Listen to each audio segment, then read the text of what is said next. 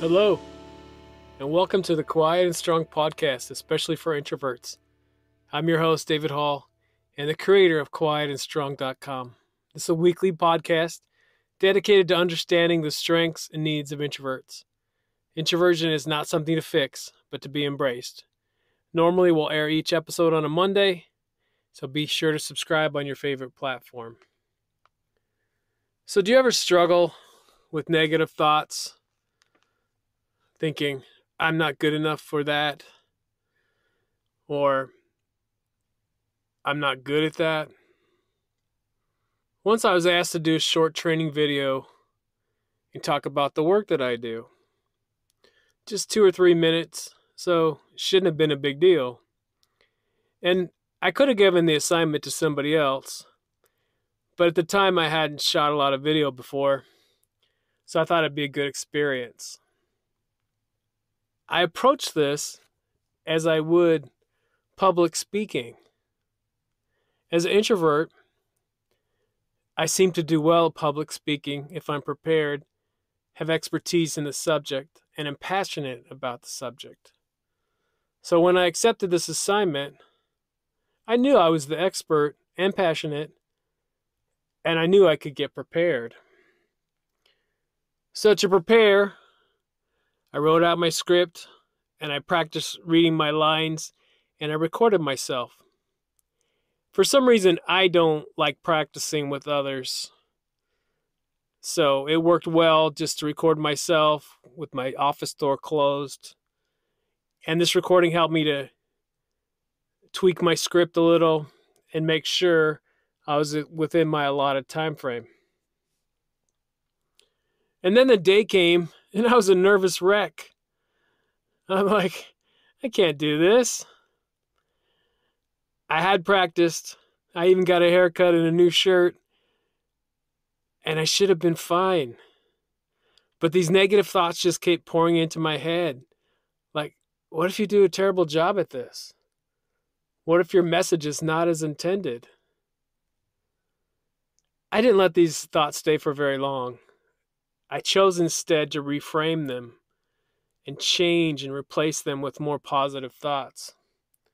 For example, I changed, what if you do a terrible job at this, to, you care very much about this topic, and you did your work practicing. You will do great. And I changed, what if your message isn't as intended, to, you're the expert here, and you know this subject well, and you know very well what others need to know. You've given similar presentations many times. You are the person for this job.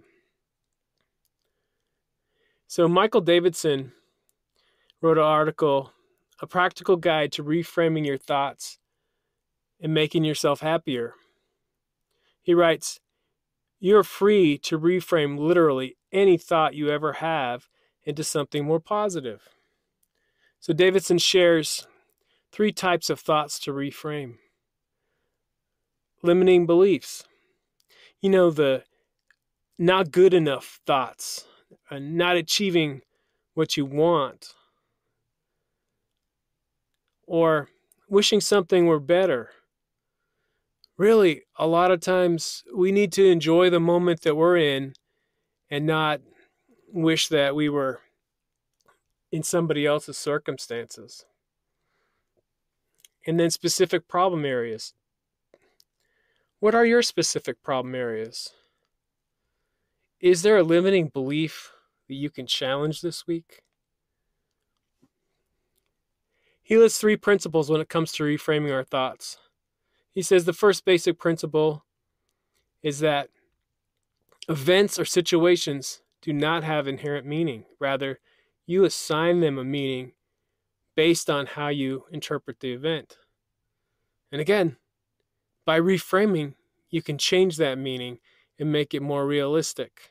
I was telling myself I was going to do a terrible job, and in reality, I did a great job, and I told myself that that's what was going to happen.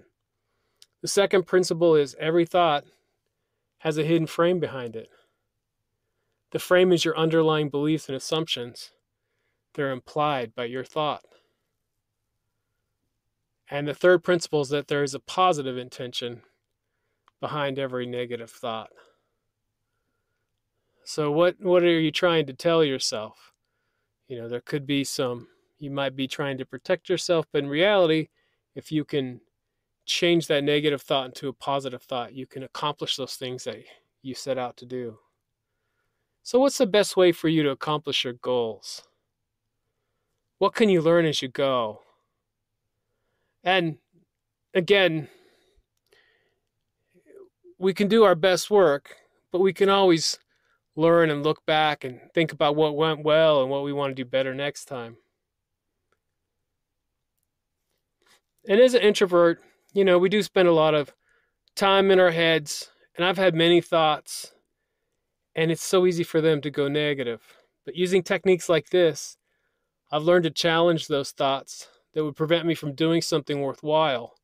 And sometimes it's not even preventing, it's you still do the thing, but you're not enjoying the experience. And when you're not enjoying the experience, such as shooting a video, it's probably not going to be that good either. Again, I think the video shoot went well. It was a good experience. And since then, I've done a lot more videos for a variety of reasons. If I had not challenged my thoughts that day, I still would have done it, but I probably wouldn't have done it well and or enjoyed the experience. But I'm really glad I did it. It turned out to be good and, a good learning opportunity for further videos too. So Marcus Aurelius said, "The universe is change. Our life is what our thoughts make it." Our thoughts are so powerful. As an introvert, you have great ideas and ideas of how things can be great. Don't give up on these just because others may not be able to see things the way you do.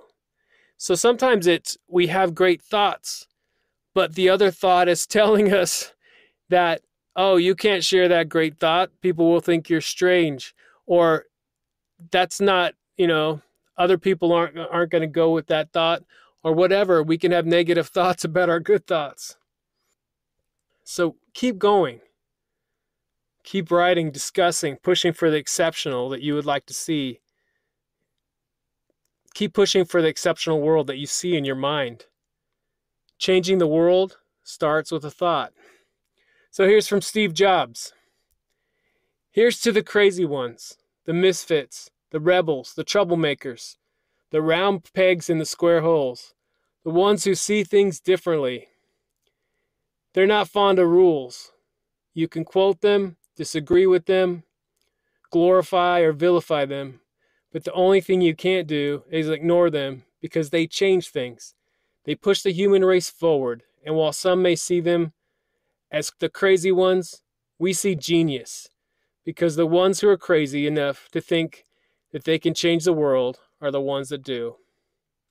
This quote from Steve Jobs inspires me, and what great contributions he made to the world. Are you a crazy one? Are your great ideas out there? Or have they been muffled by the crowd? Often you have to persist, explain, and prove yourself to get listened to. As an introvert, I know I think a lot and often see things differently than others.